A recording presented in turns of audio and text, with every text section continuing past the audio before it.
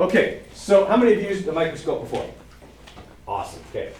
So, when you are using a microscope, okay, one of our school microscopes, we've got pretty good ones, okay? These were the ones we got when we first came to this building in 2006, okay? And they're good. Some of them have died along the way, and we had to replace them.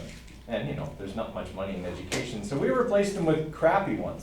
So try and get one of the ones that looks like this. If you get one of the smaller white ones, they're not as good because, you know, reasons. Okay, so try and get one of these, they're the better ones. Okay, now, couple of important things. First, how many hands do you use to carry a microscope? Two, always two. Okay, both hands, one on the base, one on the arm. Okay, by the way, this is the arm. I know some people call it the neck. It's not the neck, it's an arm. Okay, so that's where you hold it here and hold it on the base, always with two hands. Okay, just because I've seen this happen, somebody's walking along and somebody bumps their funny bone and the hand just relaxes and down the microscope goes. That's where one of them died. Okay, so we got to make sure that we're holding it with two hands all the time. Okay, other thing, always make sure that the cord is wrapped around the base. Okay, because, actually this looks to be, oh no, this is one of the new cords. Okay, because most of these at some point, oh, this one included. Yeah, see? There's tape here, so this is not the original cord because the cord, you know, dangles underneath and it's on the floor and somebody's walking along and they step on the cord and then they go like this and they pull the cord right out of the microscope.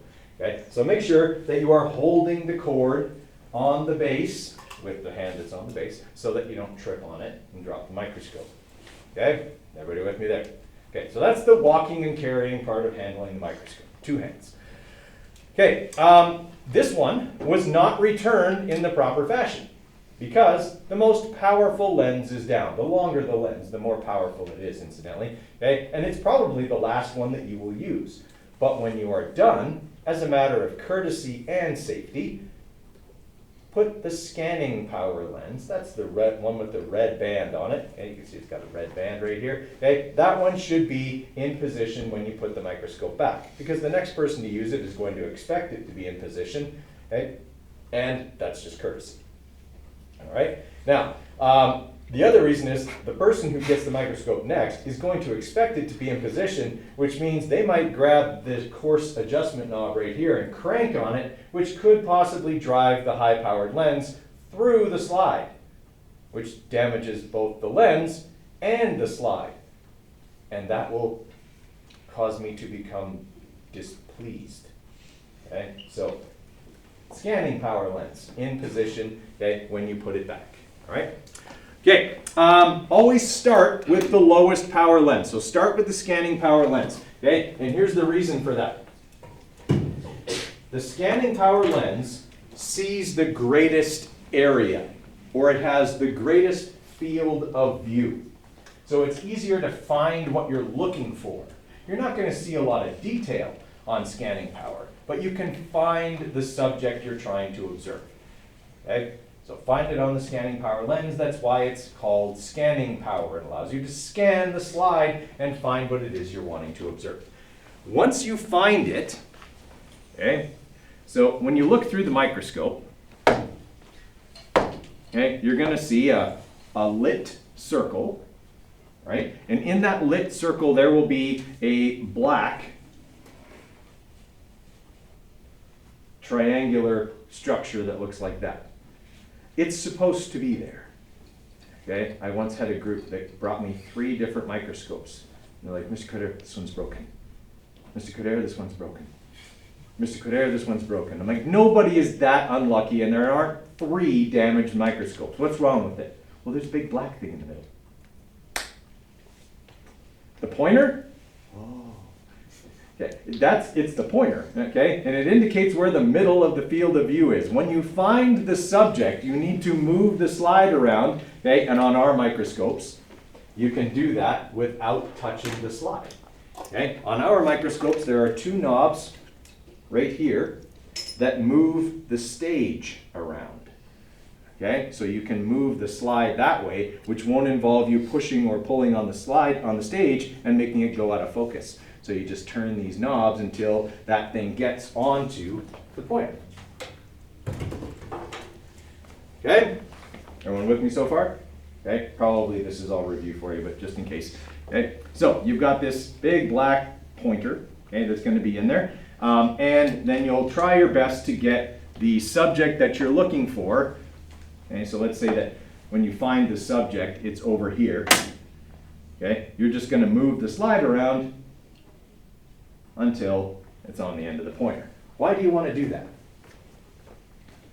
To center it so that if you go to a higher power lens, that it will still be in the field of view. Exactly.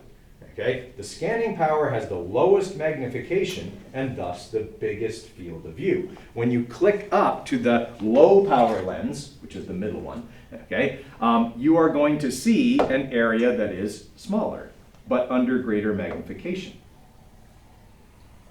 Okay, so if when you found the subject, it was over here, and you didn't move it to the end of the pointer, when you move up to the next magnification, it's not going to be there anymore, because now it's out of the field of view.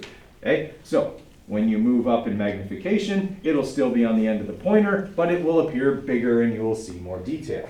Okay, it may move off the pointer a little bit just because of the magnification, so make sure you recenter it before you go to high power, because on high power, you're going to see an area about this big. So you really want that thing to be on the end of the pointer or you won't see it. Okay, everyone following me there?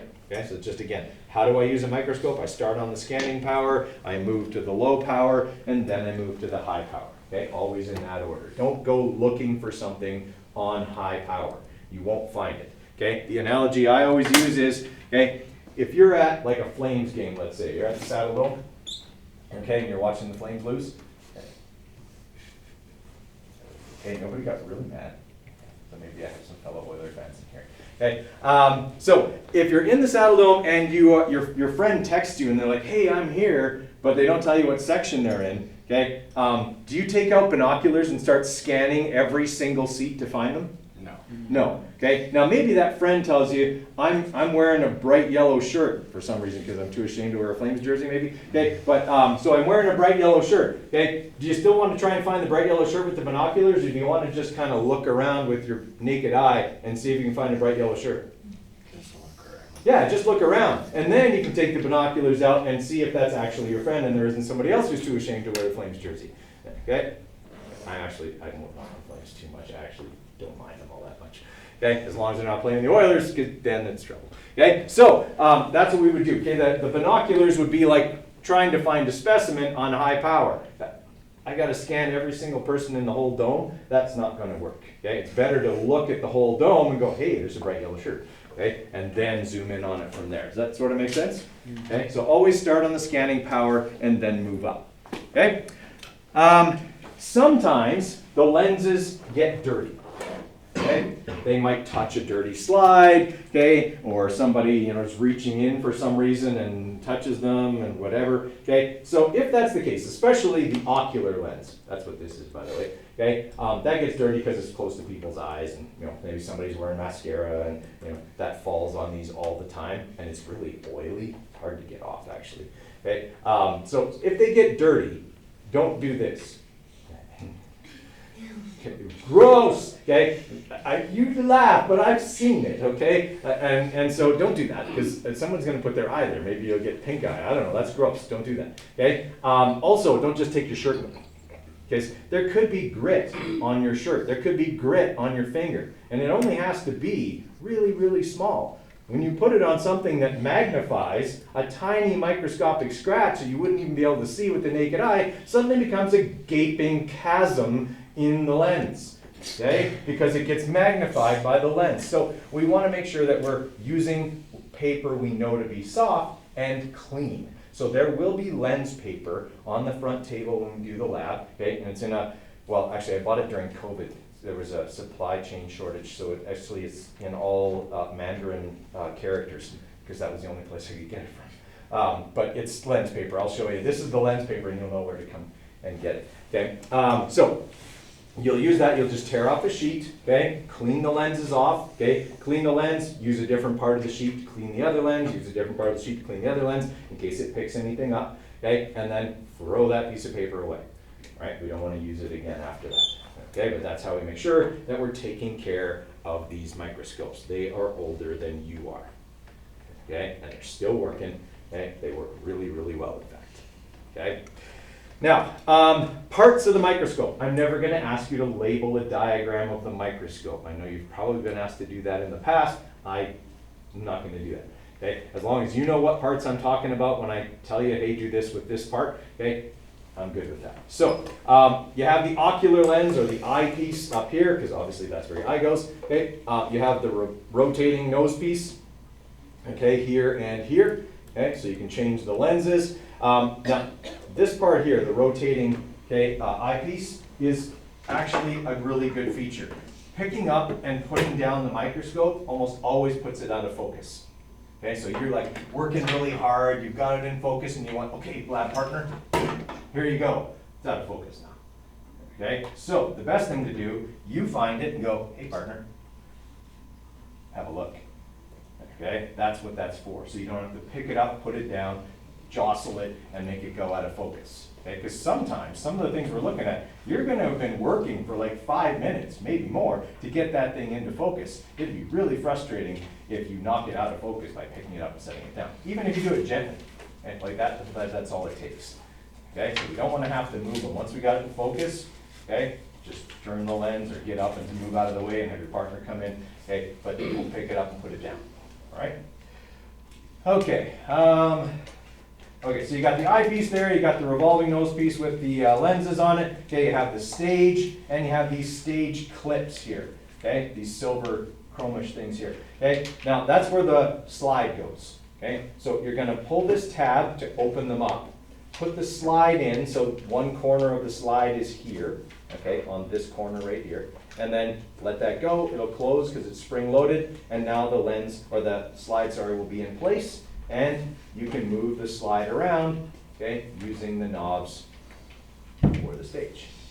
Okay, that will move the stage around, move the clips around, so that you don't have to push on the stage. If you get one of the new microscopes, that's the feature they don't have. Okay, on those ones, you will have to put your thumbs on the stage and move the slide around, which is a pain in the neck. Okay. There are a number of parts underneath the stage. Okay, you have your condenser lens, okay, which has this adjustment on it, which you probably won't have to use. Okay, there is also the condenser diaphragm. That's this little tab right here that I'm moving. Okay, that opens and closes a little iris underneath the stage that allows more or less light to enter the condenser lens. Okay, you'll find that that's useful when we're looking at really small things that are not stained.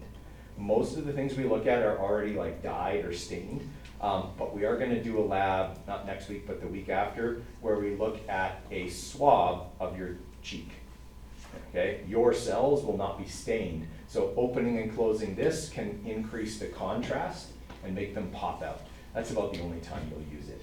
Okay, if you notice that when you're looking through this, it's quite dark, but you've cranked up the brightness of the lens or the light as far as you could, that's probably what's happened, is this is just closed and you just have to open it back up.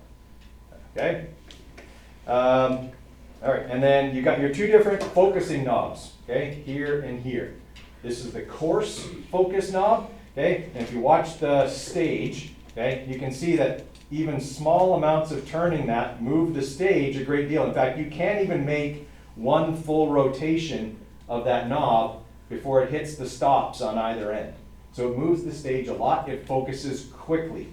You will only use that on the scanning power lens.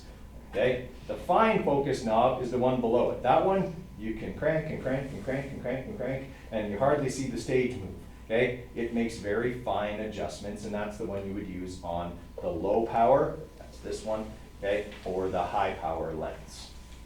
Okay? Now, the other reason that we don't want to use the coarse focus knob when the high power lens is in place, do you see how close the high power lens is to where the slide would be right now?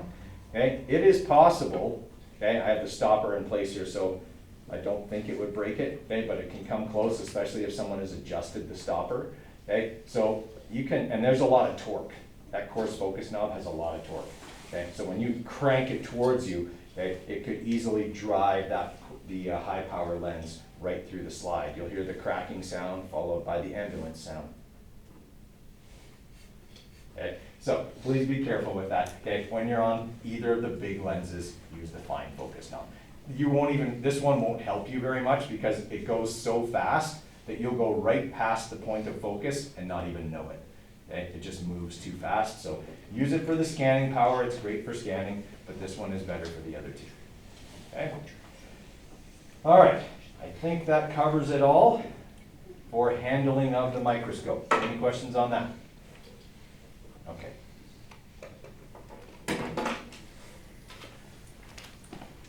Okay, another thing that we have to be able to do is estimate the size of an object based on what magnification we're looking at it on. Okay, so there's something here I'm going to want you to add to your notes. Okay, and it's this diagram right here. So for right now, I want you to just copy the diagram down and then I'll explain it. One thing I forgot to mention here about the microscope, okay, is all the microscopes have a dust cover.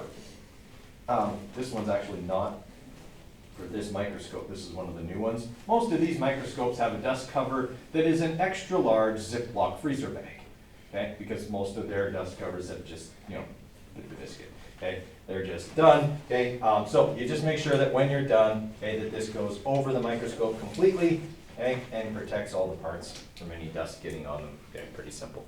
All right, so this diagram here, on your scanning power lens, so that's the short lens with the red band on it, okay, the magnification of that lens is 40 times magnification. So whatever you look at through that lens, okay, is going to be magnified in total 40 times. The objective lens is actually only 4 times, but the eyepiece is another 10, so it's 40 times magnification when you look through that. So anything you look at will appear 40 times greater in size.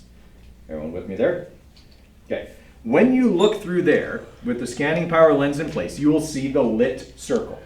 Okay? The diameter, or what we call the field of view of that lens, is 4,000 micrometers. Okay? So this symbol here is mu. Okay? It's the Greek letter M. Why don't we just use the regular letter M? That would need millimeters. Exactly. And a micrometer is 1,000 times smaller than a millimeter. Okay? We already know a millimeter is like super, super small. Okay?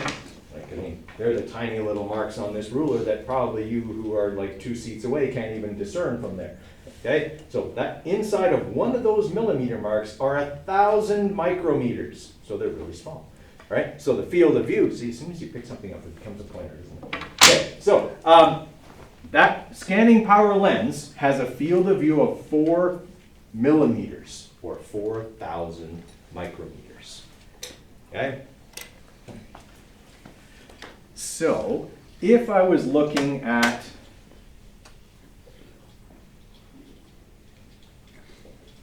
that object, approximately how big would it be?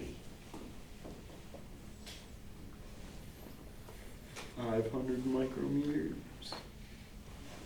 400. Yeah, I'd say probably 400 micrometers is a pretty good estimate. How'd you figure that out? Or you just guessed? I just looked at how much of the line it covered. Right. That's exactly what you do. You are going to be required to estimate the size of objects under the microscope. But it is just that. It's an estimate. Okay? What I do is I look at that and I figure probably about 10 of those would fit side by side across the middle of that lens, which means that they're about 400 micrometers in size. Everybody all right with that? Okay? Can that work on any of the lenses? Yep. Yeah. Okay? I'm looking at that object on there, okay? And maybe 4, maybe 5 would fit across. That still means that the original estimate of 400 is still pretty close. Okay? And when I move that over here, hey, we're like bang on. Okay, it's like 400 micrometers. It takes up the entire field of view. Okay, everyone follow how we do size estimation? You are going to be required to do that. It's something you're going to put on your lab diagrams. Okay, now if you're like me and you can't draw, don't panic. You actually don't have to draw the diagram. Okay, we're in high-tech times where you have a phone that has a camera on it that's better than anything I ever had when I was your age. And our cameras still had that stuff called film in them when I was your age, because I'm very old. Okay, all right. So everyone okay with the size estimation there? Right. So the field of view gets smaller as the magnification gets bigger, right? Like, and originally on that scanning power lens, I'm looking at an area this big, but it's not magnified very much. But when I increase the magnification, I only see a smaller part of that, okay? Because I've magnified it and some of it just goes outside of what's going to be shown, okay? And that continues to happen as we go to a higher and higher magnification. So your scanning power is 40 times. The low power lens, that's the middle one that has a yellow band on it, okay, is 1600 micrometers across and a magnification of 100 times, okay? And your high power lens has a field of view of 400 micrometers and conveniently a magnification of 400 times, so you only have to remember one number, okay? All right, so which one are you going to see the most detail on? High power. On the high power lens, okay? Are you going to want to look at everything on the high power lens? No, okay? It's not always appropriate to use the high power lens, okay? For example, in our microscopy lab, we're going to look at an amoeba, okay, which is a pretty common single-celled organism that lives in scummy water, okay? But an amoeba is actually pretty big for a single-celled organism, somewhere between 400 and 600 micrometers. So when we look at it, it'll take up the entire field of view and then some on the high power. And you actually won't be able to see it that well, right? For this reason, it's not two-dimensional, it's not perfectly flat. It's three-dimensional, so it has depth, okay? So right now, if you're focused on me, the person in front of you is probably a little bit out of focus, right? We can't focus on everything all at once, right? So if I'm looking back there at Emily, okay, Kessler is out of focus. I don't see any detail in Kessler because I'm focused back there. Similarly, if I focus on Kessler, then Emily is out of focus. Well, the same thing can happen if you're looking at an amoeba on the high power lens. It'll look, parts of it, out of focus, and then as you turn the fine focus knob, other parts will come into focus. That's hard in terms of being able to see the amoeba very well. So you're better off to look at it on this power lens, where it'll take up a significant portion, but it'll all be in focus, and you'll be able to see it better. Everyone okay with that idea? Okay, so you're not going to look at everything on the high power. Lots of things, yes, but not everything. Okay. All right, so that stuff you've already written down. Okay, I would like you guys to try those questions right there, and then I'm going to talk about some of the pre-lab stuff for the microscopy lab. Tell you how to make your lab diagrams, because they're not drawings. You don't have to draw.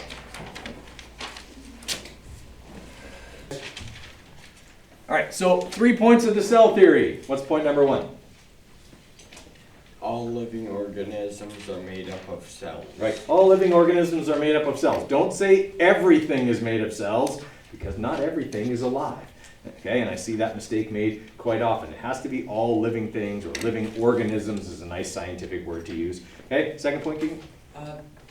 Cells are not created, they divide from other cells? Right, cells are not created, they come from the division of existing cells. Elliot? The cell carries out the basic functions of the living organism. Cell carries out the basic functions of the organism, and that one is going to come up a lot. Okay, we're going to come back to that as we talk about other things. Okay, who are the 4 people considered to be the most important in the development of the cell theory? What did they do? Okay. Hooke. Hooke, what did he do? He discovered cells by looking at a piece of cork and thought they were tiny worms.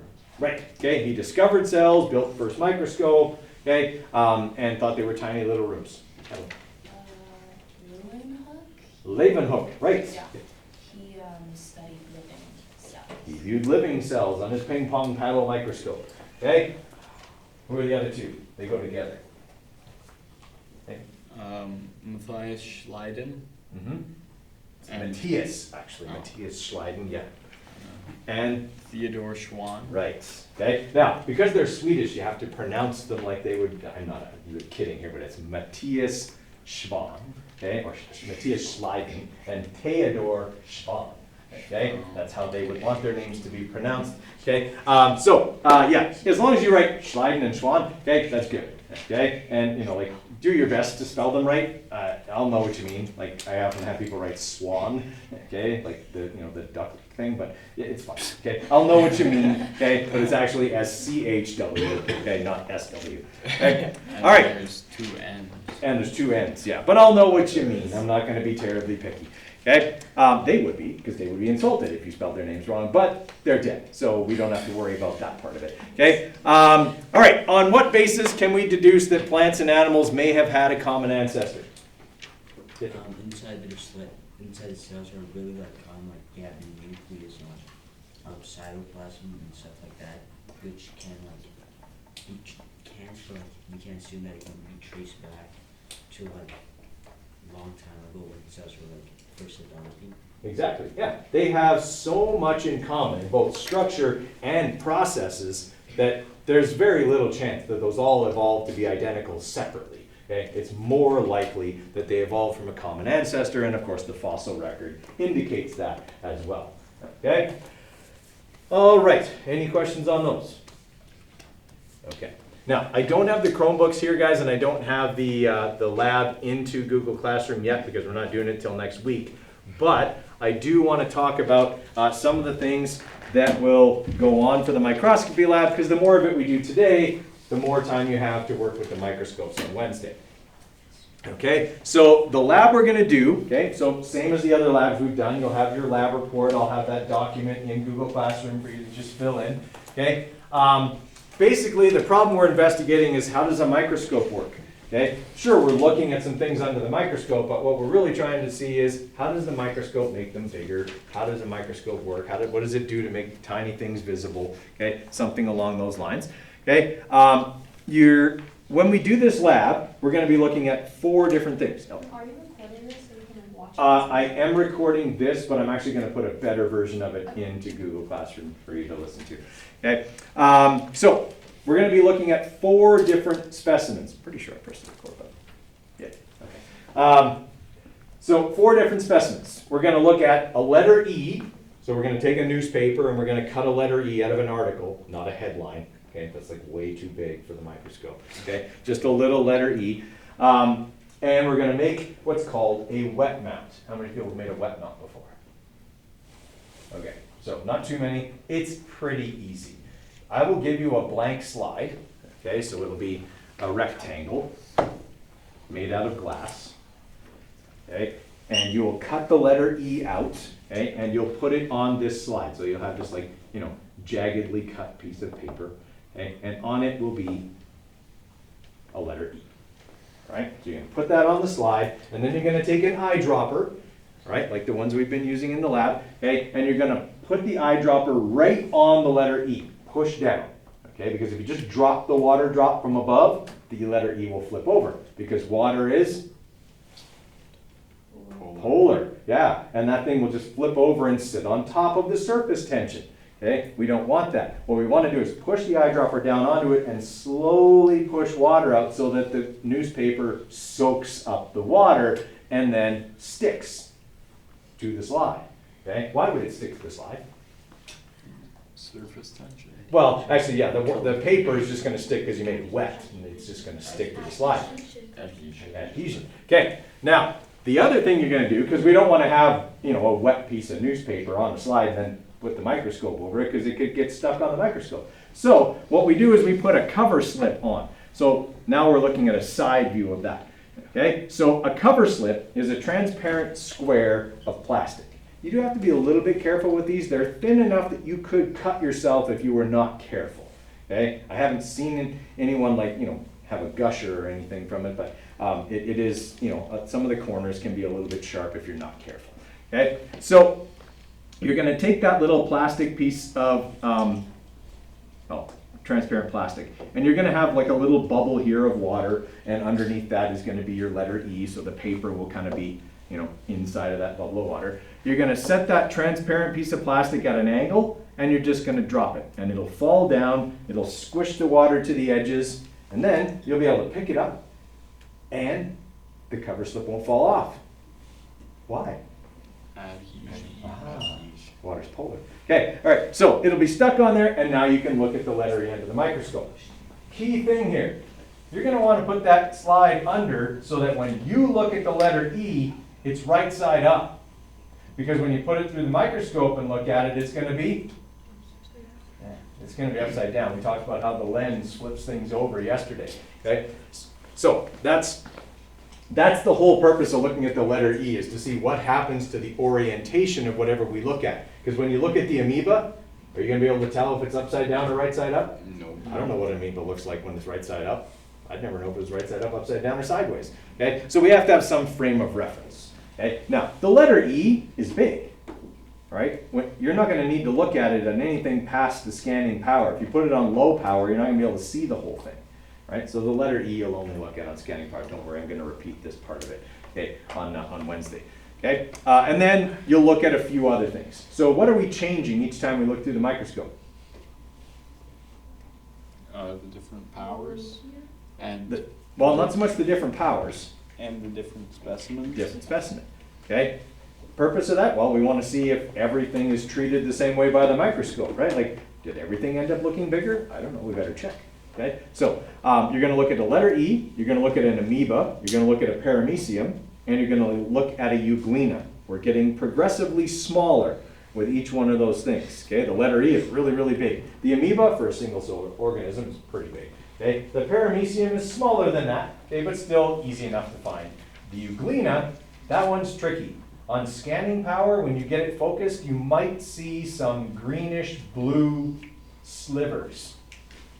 Okay, that's how small they are. On scanning power, they will only look like hazy greenish blue slivers. Okay, very, very small. So the amoeba you'll look at on low power, the paramecium on high, and the euglena on high. Okay, so what's our responding variable? The different cells we see. Nope, that's the manipulated variable. The different characteristics that like the microscope shows. Yeah, basically, what do they look like, right? What does the microscope do to them? Okay, so when we look through the microscope, what do the things look like? That's our responding variable. Basically, are they all treated the same by the microscope? Are we going to see things that are, gee, spoiler alert, greatly enlarged? Okay. All right, and then controlled variables. Anything that could affect how the organ or how the specimen appears under the microscope. Microscopy is. Yeah, you should probably use the same microscope all the way through. Okay, what else? The lens. Well, we are going to change that. I mean, some of them are going to be on scanning, some of them are going to be on low, some are going to be on high, so it's not actually perfectly controlled, but a few other things that are going to be on the microscope will be. The ocular lens. The ocular lens is always going to be the same, so the eyepiece will always be the same. The amount of light. Okay, yeah, we probably won't mess with the condenser lens, so that would probably stay the same. Okay, also the color of the light, would that affect how things look? Right, if I want to look at one with white light and the another one with red light, they're obviously going to look different. Okay, don't want to do that. So, you know, anything that could affect how it appears, we would want to control that. Okay, for the hypothesis, I'm going to be looking for if a microscope works by, and then you tell me something about that lens diagram we drew the other day, okay? And specimens are viewed under a microscope, then tell me what they'll look like. Pretty simple hypothesis. Don't worry, I'm going to go over this again on Wednesday. I'm just covering it quickly so I can go through it even more quickly, okay, on Wednesday. All right, so the steps are easy. Get a microscope. They'll be in the cupboards at the back, okay? How many slides should you have at your table at one time? One. Okay, don't have more than one because then they're on the table, okay, and you're looking through the microscope and you're like, and then it falls off the table and then they're broken and I'm angry. Okay, so just one slide and it's in the microscope. That's all that should be at your table at one time. They generally don't fall on the floor from the microscope because there's those little clips that hold them in place. Okay, so we're going to make the lab drawings. we say drawings, they're still called drawings, but they're a diagram because you're gonna take pictures through the microscope with your phone. Okay, so this will be one of those situations where you'll be allowed to have your phone out and be using it because you're gonna use the camera. Okay, so you're gonna put the camera lens of your phone, okay, and this will take a little bit of practice, okay, but you're gonna do this and you're gonna be looking on your phone until you get it right, and then you're gonna snap a picture of it, okay, and then you'll have that to make a lab diagram. Okay, everybody with me there? I so wish that were possible when I was in university, because I can't draw and I had to draw everything, including when we dissected the cat. Yeah, in our comparative anatomy course, we had to dissect a dogfish, shark, and a cat. Yeah. The dogfish shark's only about that big. Yeah. They're not big. But the cat was different, yeah. Do you care if we draw instead? I do. Okay. I want it to be in a certain format and easily visible. Yeah, the fact that we have this technology is really good because the picture is always a bit better than what we can interpret and draw. Okay, so to make the lab diagram, okay, this is what we're going to do.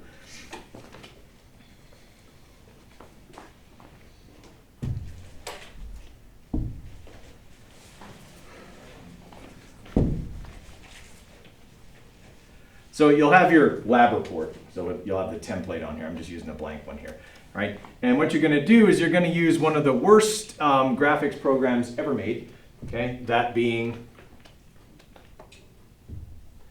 Google Draw, okay, or Google Drawings, okay? It's awful, but it works okay for what we're going to do, okay? Because we're not doing any like photoshopping. We're just putting a picture in. So you're going to go Insert, okay, and then you're going to put Drawing. Okay, and I have a video of all of this as well. Okay, and we're just gonna go. Okay, so I open Google Drawing, okay, and I put in I said use a new one, so I get this interface here, okay, and I'm gonna click the picture icon,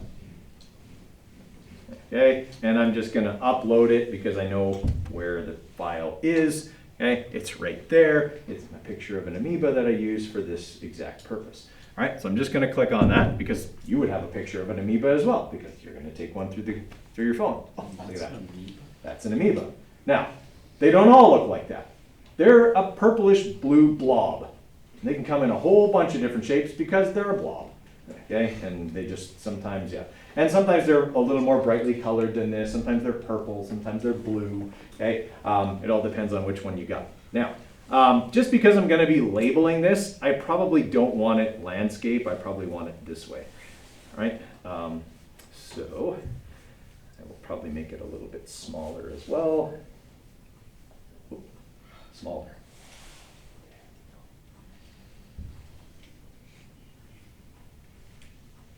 Okay. Maybe just a tiny bit smaller. All right. So now I've got my amoeba on there. I want to make it so that I can, have room on one side for all my labels. Right? So when I'm making a proper lab diagram, all of my labels go to the same side. Your amoeba should not look like it's exploding. Okay? Because some people do that. They put it right in the middle and they got lines going off of it in all directions and it literally looks like the amoeba is exploding. Okay? A proper lab diagram, all the labels go to the same side and they're all horizontal. Okay, there should be no angled lines except in one situation, which I'll show you. All right, so let's say I want to label that, because that's pretty obvious, and I want to label this thing, and this thing. All right, and maybe this thing here. But I don't want to go horizontally because it's too close to those two lines. So what you do is you go diagonally and then over. Okay? So that it's connect them a little better than I did there. It's hard with the smartboard. Okay, and then maybe this thing here. All right, so now I've got my lines. Okay, all the things that I want to label. So now I'm going to put a text box on the end of each one of those. Okay, so just draw a text box, I get that, and I would say, that's probably, I'm gonna say that's a lysosome. Whoa, but I didn't need the Y capitalized. Okay, and then I'm gonna do another one here. Okay, oh, text box.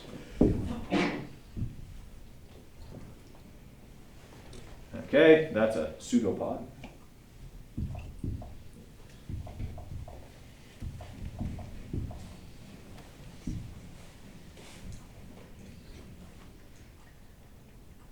Okay, that's the nucleus.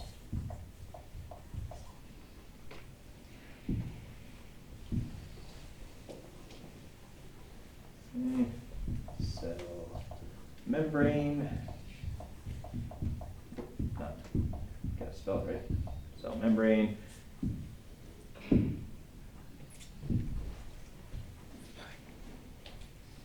Okay, and vacuole. Yes. All right.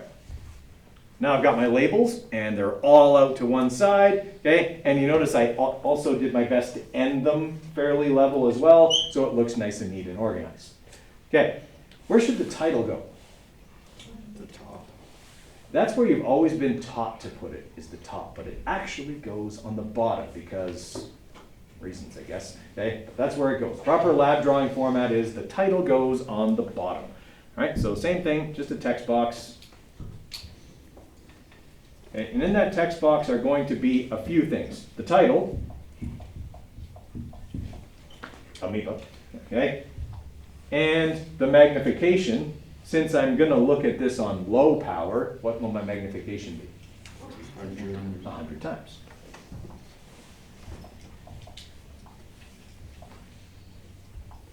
And the size. It's probably gonna take up a good quarter of the field of view, so I'm gonna say that it's gonna be 450 micrometers. Okay, a good quarter means slightly more than that. Now, that little symbol, mu, how do we do that? Is that a special character? It is, special characters, yep, okay, and Greek?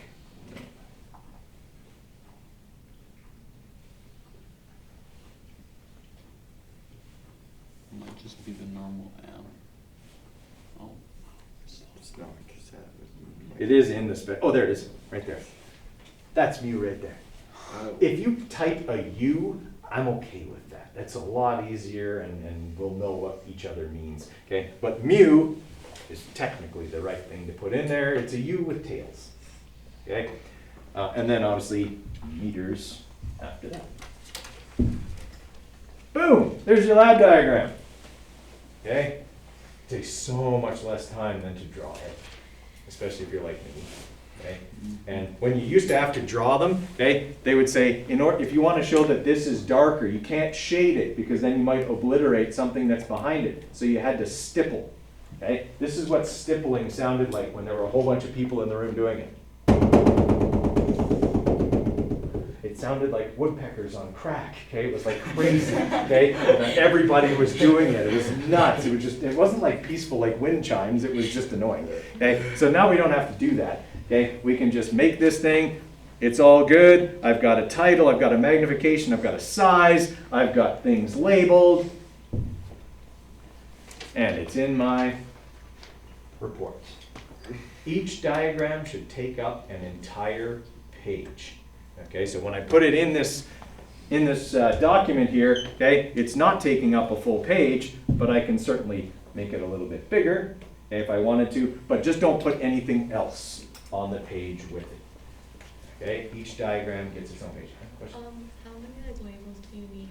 Well, for this lab, because we won't have gone over the parts of the cell, actually, yeah, we won't have gone over the parts of the cell yet, I will be happy with that dark thing, or outside of the cell, or blob, or, and you can write whatever you want. If you think you know what it is, write that, but I'm not gonna mark the labels on whether the labels are right or not. I'm marking the format of the lab drawing for the first lab. The second lab, where it's all about the parts of the cell, I will be concerned with whether you've done a decent job. Now, are you gonna be perfect? Probably not. I mean, I had to guess that that was a lysosome. I could be wrong. It looks like a lysosome, but I could be wrong. Okay, just do your best. If I look at that and I go, yeah, I can see how they think that would be a lysosome, you're good. Now, if you label the nucleus Golgi apparatus, then I'm gonna go, nah, I don't think they know what they're talking about. Okay, so yeah, do your best, okay? Like, I mean, how are you gonna label the letter E? Yeah, you can label like E, ink blot, lower part of E, outside, I don't know, you just put like 3 labels on there. I'm just worried about the format. Okay, I'm not worried about the accuracy of the labels. I had one person years ago who went, Coderre told me to make this label 1, Coderre told me to make this label 2. Okay, like, I don't care, you put the labels on, it was in the right format, good. Okay, I mean, it was the letter E, right? You guys can take stabs at what you think everything is, and I'll be all right with that. Okay, when we do our cell anatomy lab, then I'm gonna be more concerned with whether you're accurate or not. Okay, everybody all right with that? Okay, it's pretty easy. You just insert it into your lab report and you're all done. And you get a way better picture, okay, than you having to go through the microscope and then draw, and look through the microscope and then draw, because this lab used to take 2 days, because that's how everyone would have to do it, right? They'd have to look through the microscope and draw, look through the microscope and draw. Okay, it took forever. Now you look through the microscope, take a picture, boom, send the picture to everybody in your group. Everyone makes a lab diagram. Okay, picture's worth 1,000 words, except when it's in an essay where word count is important. Then it's not. I had a person try that on me once. Well, Mr. Coderre, you said it only had to be 1,500 words, or about 500 words to put a picture in. I'm like, you smart aleck. Okay? All right. Did he get full marks for that? Absolutely not. No. Just put white writing behind it and then put the picture over top of it. So But then I can't read it. Well, yeah, but when you do the word count, it says more. But it doesn't do any good. You're gonna have to check his work over. Yeah, I think I will have to check his word over. Okay, everyone all right with how to do the lab drawing? Okay, there'll be a recording that's just about how to do a lab drawing in Google Classroom if you get lost and forget. Okay, all right. All right, so once you've got your 4 lab drawings or lab diagrams, okay, you'll have one for the letter E, one for the amoeba, one for the paramecium, and one for the euglena, okay, then you're good. Okay, you just have to do your analysis here, which is just a couple 3 questions there. Okay, for number 1, using what you saw under the microscope, size, orientation, that's mostly the letter E. Okay, and general characteristics. Explain what you think happened to enlarge the specimens.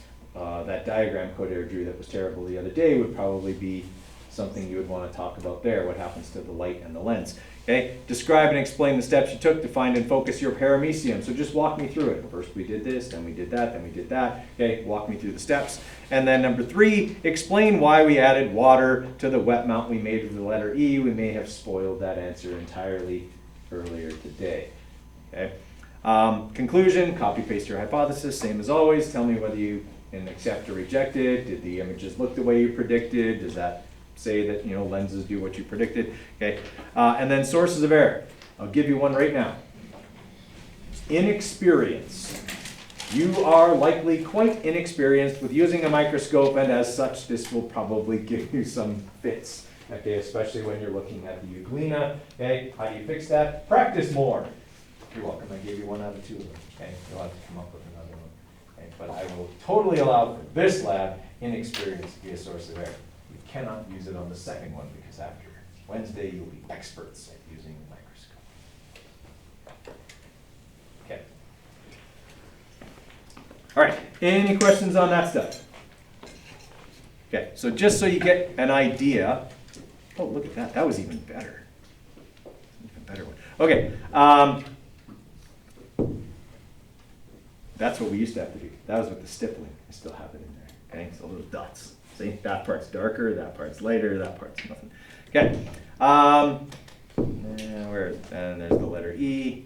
Okay, here are the other things we're going to be looking at. Okay, so pictures that we took actually in the lab. Okay, the paramecium there on the right, although I think we only had one of that slide and it got broken. Now they're stained differently. In fact, cool fact. some of the slides are stained so that the different genders, I'm going to use that in quotations because it's not really, but it's kind of what an analogy would be, of the paramecium stain differently. There are 4 different colors on those slides. Okay, paramecium work a little bit differently, but there are actually like 4 different genders of parameciums because they do reproduce by splitting in half, but they also will exchange a micronucleus. Okay, each one has a big nucleus, a macronucleus, and each one has a micronucleus. And what they will do is they will exchange the micronuclei with another paramecium that will merge with the macronucleus, and the DNA will be altered. And then when that one splits in half, you get 2 individuals that are a little bit different than the parent individual was. Okay, so they get a little more genetic variation than just, hey, I split in half and there's 2 copies of me now. I split in half and now there's 4 copies of me now. Okay, so they work a little bit differently that way, and they do stain different colors. There's a pink, a purple, a blue, and a brown. Okay, if you get the right slide. This is the euglena, but greatly enlarged. You will never see this much detail on the euglena. Okay, I know that the paramecium and the euglena kind of look similar, but they're actually quite different. If you look closely, you can see these kind of blurry looking, they kind of look like hair around the outside. Okay? If you focus it really well, you'll be able to see those. It's not hair. Okay? It's called cilia, and they wave them back and forth, and the paramecium moves that way, and they can move really fast. Yours won't move. Okay? They've been like killed and frozen in a like solid substance that keeps them from moving, because they're really hard to see if they're actually moving. Right? If you view live ones, you usually have to put a drop of glycerin in there. It's nice, it's thick, it's kind of like the same consistency as pancake syrup, and it slows them down, and then you can observe them swimming a little bit. The euglena, as I said, is really small, so like even on high power,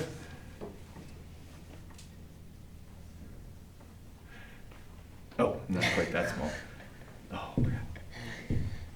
Okay, they're going to be really small. You're not going to see a lot of detail. But a euglena is very strange. It is a photosynthetic organism that can move.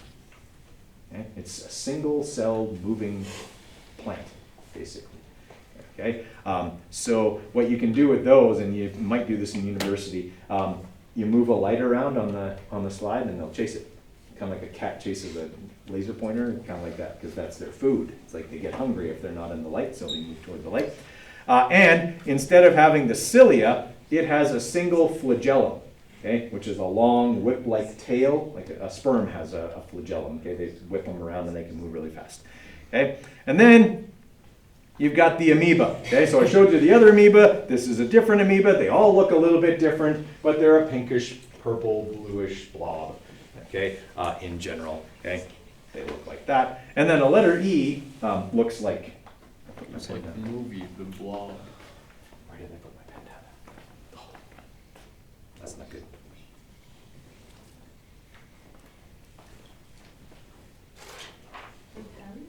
Yeah. On that day. It does does big. microscope. Over here. Oh, I sat on top of the desk cover. Whew. Thank God I got you guys around. The letter E looks like this. Just in case you didn't know. Okay, so you're going to blow that up and look at it under scanning power. Okay, so those would be the things you observe under the microscope. And that's all I got to cover for today. We'll go over that a little more quickly on the day we do the lab, because you'll have the Chromebooks that day. They have them booked for that day, so we'll do a quick version of the pre-lab. But I want to get you over to the lab so you have as much time as possible to look at stuff under the microscope. Okay, as was my intention, I'm done a little bit early. You can use that time to study for your test tomorrow. Okay, or if you have questions, you can ask them now. But a couple of reminders. Okay, I will probably be here to start everything for you. Okay, shortly after 8 tomorrow. Okay, remember that when you come in, you turn your phone off and you put it in there. So I should see 32 phones in there. Okay, not like today where there's far less than that. And then I will give you your multiple choice form, which has your name on it, and I will give you your unit exam, which does not have your name on it. Okay, so you'll have to put your name on that, and then you can get started on it, and when you're done, you just hand it into the sub. Okay? Is multiple choice a skill tree? Yes, it is. Okay, did we not go over that? Okay, just a quick thing about, it's not a Scantron, it's actually a zip grade, so I use my phone to mark it. Okay, I don't have to put it through that machine. So on the multiple choice, you obviously have a bubble form. Okay, what do you need to do the multiple choice in? Pencil. Okay, you have to do it in pencil. Okay, and my suggestion would be, if you think the first time through the test that the answer is D, put a small X there. That way, when you're checking it over, if you change your mind, that small X is really, really easy to erase. Not quite that easy, okay, but you get the idea.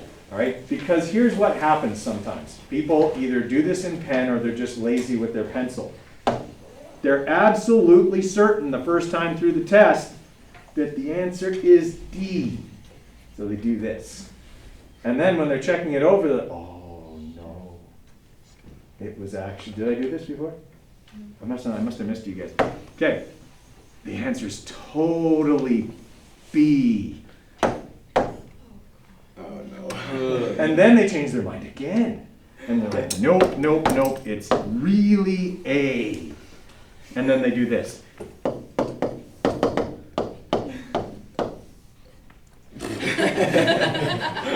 You laugh, I see it all the time. Now, I mark these with my phone. I hold my phone over top of the sheet and it tells me how many are right or wrong. What does it say that is? Wrong. What is my phone when it says that? My phone is right when it says that is wrong, okay? Because if I wanted to mark each Scantron or each bubble sheet individually by hand, I would do that. I don't want to, thus I am doing it this way. I am not looking over individual bubble sheets. I hold my phone over and it tells me whether it's right or wrong and I move on. Okay, so please do it in pencil and erase completely, okay, so that my phone says that you are right. Because I like that way. Okay, it's better for both of us. Along with the multiple choice, for the paragraph, would there be like a separate, Oh, for the written response? yeah. Yes, for the written response, you write right in the exam booklet. Okay, so you're going to get an exam booklet and you're going to get the bubble sheet. Okay, so you like open the exam booklet, the multiple choice questions are first. Okay, you don't have to do them first. You can do the written first. Might not be a bad idea to do the written first. Okay, and then just bubble in for those, and then when you get to the written response, you just write right in there. Because right, we said the first question is they'll fill in the blanks. Right in the exam booklet. Because you're going to put your name on the exam booklet as well, and you're handing that in to me. It's your test. So, good question. Yeah. Okay, right in the exam booklet, definitely, definitely. Okay, when you're done, you bring it up to the sub, and then you sit quietly. Okay, I would even say